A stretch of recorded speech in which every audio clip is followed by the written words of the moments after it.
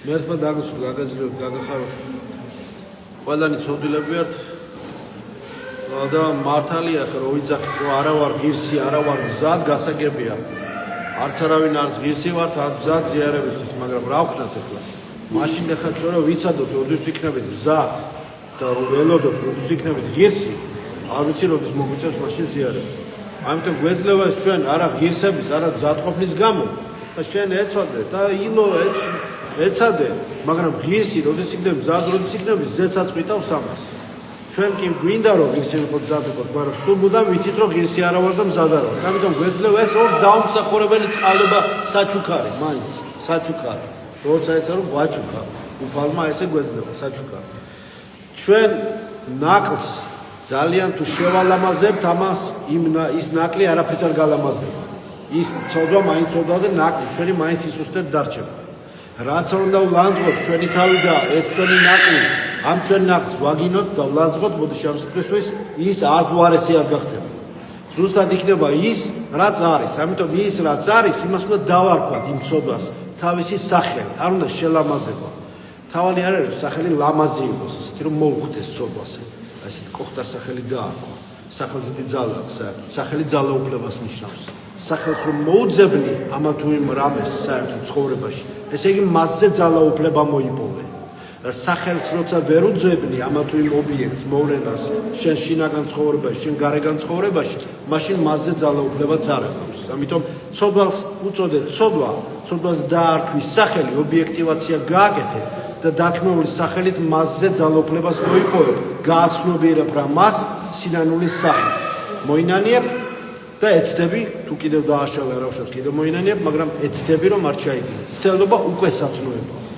ამიტომ არ შეიძლება თუ ჩრდილი არ დაინახე, მის ინტეგრირებას ვერ გააკეთებ.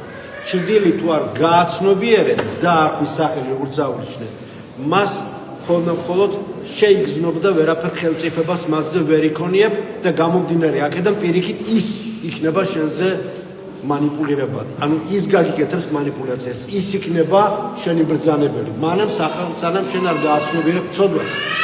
და არ დაარქვე. ამიტომ არის განცდა თვისთა ცოდვათა. როიცახს, ანუ გაცნობიერება თვისთა ცოდვათა. გაცნობიერება ეს უკვე ნახევარი საქმეა. დანარჩენი მერე უკვე ტექნიკის საქმეა, საეკლესიო საიდუმლოების, საეკლესიო რიტუალის და მადლის მუშაობის შედეგად მოდის. სინანული ეს არის არა მარტო სენტიმენტალური განცდა, გრძნობა და გრძნობა რაღაცა ცის დაშავებულობის, არამედ ეს არის გრძნობა ცოდნა, ინფორმაცია, ეს არის სინანული, ეს არის უზარმაზარი გნოზის იმისა, რომ შენ ტოტალურად აგიხსნას, კვლავ თავიდან განგიმარტოს კიდევ ერთხელ შენი ცხოვრების დანიშნულება. სინანული შენ გაძლევს საშუალებას იმისა, რომ შენი ცხოვრება ახსნა კიდევ ერთხელ თავიდან ახსნა და კიდევ ერთხელ განმარტო.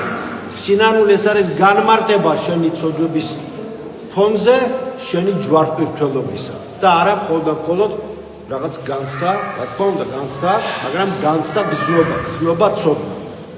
ადამიანს აქვს საქმე არა ერთ ცოდვასთან, როგორც წესი, რაიმე ერთ კონკრეტულ აღებულ ცოდვასთან.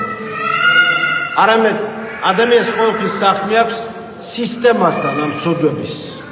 იმიტომ რომ ცოდვა მხოლოდ ერთი მარტო ლიტონი არ არის, იგი ყოველთვის რაღაც სისტემის ნაწილია, რაღაც ქსოვილის ნაწილია ყოველთვის. ცოდვა არ არის ყოველთვის მარტო ცალკე გამოკიდებული რაღაცა ლიტონი რეალობა. ეს არის ყოველთვის დაკავშირებული რაღაცასთან და მთელ სისტემასთან. როდესაც ერთ ცოდვას ამოძირკვავ, მასთან ერთად თან ამოიძირკვება სხვა სისტემა, მასთან მოყოლებული კიდევ ქსოვილი ამ ცოდვებისა. როდესაც ერთს დატოვებ, მასთან ერთად რჩება ასევე ის სხვა მასთან მიწებებული სისტემა, სიმრავლე ვთხოვდი ცოდვებისა. ამიტომ ერთი ცოდვის ამოგლიჯვა ნიშნავს იმას, რომ სხვა ცოდვებით, თანამდები ცოდვებით სუსტება მასთან ერთად ორბიტაზე მყოფი. ამიტომ ცოდვას როგორც აღნიშნე სახელი უნდა დაარქვა, აუცილებლად ლამაზი სახელი არის და გააცა ფორმალური სახელის მოძებნა, მთავარია მისი არსი განჭუდო. არსი უნდა იყოს გამოხატული სახელის დარქმევაში, რათა მასზე ძალაუფლება მოიპოვო და ზუსტი უნდა იყოს სახელი ცოდვისა. და შემდეგ მონანული და მომზადებული ეზიარება. ზიარების შემდეგ, რა თქმა უნდა, ადამიანი ბევრად უფრო სხვანაირია. იგი უფრო სხვანაირია, ვიდრე მანამდე იყო. მას აქვს რაღაც ისეთი, რაც მანამდე არ ქონდა ზიარებამდე. იგი ითხოვდა რაღაცას და მიიღო ისეთი რამ, რაც მანამდე არ ქონდა და წესით იგი უფრო გამთლიანებული უნდა იყოს, ვიდრე მანამდე იყო და არა დანაწევრებული. იგი უფრო გამთლიანებული უნდა იყოს, იგი უნდა გახდეს უფრო მთლიანი, უნდა იყოს მისი, ასე ვთქვათ, საკუთარ თავზე ცოდნა ადამიანისა ის, რაც ღმერთს უნდა რომ იცოდეს ადამიანმა საკუთარ თავზე, შეიცან შენი თავი ქრისტეში და არა შეიცან შენი თავი ისეთი, როგორც უნდა რომ გარემო ხალხს იყო. ჩვენ გარემოს უნდა ისეთი ვიყოთ, როგორცაც ეს სოფელი ითხოვს და ამ სოფლის ხატებაზე გადავიდეთ, მაგრამ არა, ჩვენ უნდა გადავიდეთ ქრისტეს ხატებაზე. როგორც ქრისტეს უნდა რომ ჩვენ ვიყოთ, ის უნდა გავიგოთ და ვიცოდეთ როგორი უნდა ვიყოთ. ის არის შეიცან შენი თავი ქრისტეში და არა ის, როგორიც უნდა ჩვენ სოციუმს, ჩვენს გარემოს და ასე შემდეგ სამი წერტილი ვიყოთ ისეთი, როგორც ამ ჩვენს გარეშე ცხოვრებას უნდა. იმას ბევრად უფრო მდარე წარმოდგენა აქვს ჩვენს შინაგან სამყაროს და საერთოდ ჩვენს მისიაზე. ამიტომ ჩვენ უნდა ვიცოდეთ და ვიცით კიდევაც არა მნებავს სიკვდილის სოდვილისა, არამედ მოქცევა და ცხოვრება მისი. და რა შედის ამაში, ეს თითოეულ ადამიანმა თავის ჯვარპირთულობით უნდა განახორციელოს და რეალიზაცია ამის გააკეთოს.